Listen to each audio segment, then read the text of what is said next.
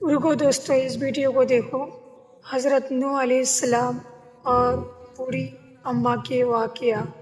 ایک کشتی اور اس میں طوفان آ کے چلا بھی گیا، لیکن بوڑھی اماں کو معلوم نہیں۔ اس پورے واقعہ کو ضرور دیکھے اور سمجھے خدا کی قدرت کو۔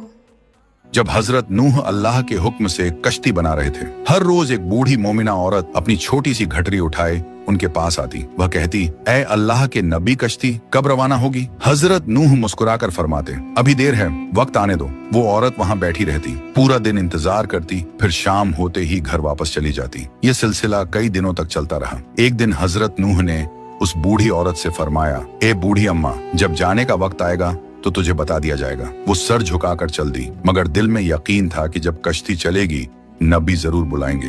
وقت گزرتا گیا، پھر اللہ کا عذاب آ گیا، زمین پر طوفان برپا ہو گیا، پانی ہر طرف پھیل گیا اور حضرت نوح کی کشتی روانہ ہو گئی۔ لیکن حضرت نوح اس عورت کو بلانا بھول گئے۔ ظاہری طور پر ایسا ہی ہوا، طوفان تھم گیا، سمندر کی لہریں رک گئیں۔ کچھ وقت بعد حضرت نوح کے دل میں خیال آیا کہ چلو اس شہر کو دیکھا جائے جہاں سے سب کچھ شروع ہوا تھا۔ وہ کشتی سے اترے اور شہر کی طرف چل دیے۔ جب شہر پہنچے تو دیکھا ہر طرف ویرانی اور تباہی ہے، مگر ایک کونے میں ایک جھوپڑی سے روشنی آ رہی تھی، ایک دیا جل رہا تھا۔ حضرت نوح حیران ہوئے، اتنا بڑا طوفان آیا، سب کچھ ڈوب گیا، لیکن یہ دیا کیسے جل رہا ہے؟ انہوں نے زور سے اللہ اکبر کہا، جھوپڑی کا پردہ اٹھا، وہی بوڑھی عورت گھٹری اٹھائے باہر آئی اور معصومیت سے بولی، یا نبی اللہ، کیا کشتی اب تیار ہے؟ چلیں۔ حضرت نوح کی آنکھیں حیرت سے پھیل گئی۔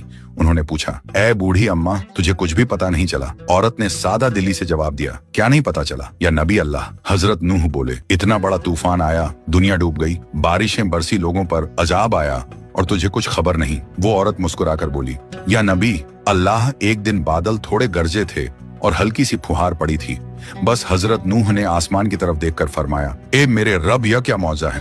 تب اللہ تعالیٰ نے ان پر وہی نازل فرمائی، اے میرے پیارے نبی، اس عورت کے دل میں تمہاری محبت تھی اور تم نے اس سے وعدہ کیا تھا کہ جب کشتی روانہ ہوگی تم اسے لے چلو گے۔ تم اپنا وعدہ بھول گئے، لیکن میں رب العالمین تمہارے وعدے کا بھی ذمہ دار ہوں۔ میں نے اپنے عذاب کو اس تک پہنچنے ہی نہیں دیا، اسے احساس تک نہیں ہوا کہ کیسا عذاب آیا اور کب چلا گیا۔ یہ واقعہ امام سجاد سے روایت کے طور پر مشہور ہے، مگر قرآن یا صحیح حدیث کی کتابوں میں ثابت نہیں۔ یہ صرف عبرت اور محبت کا سبق دینے کے لیے صوفیانہ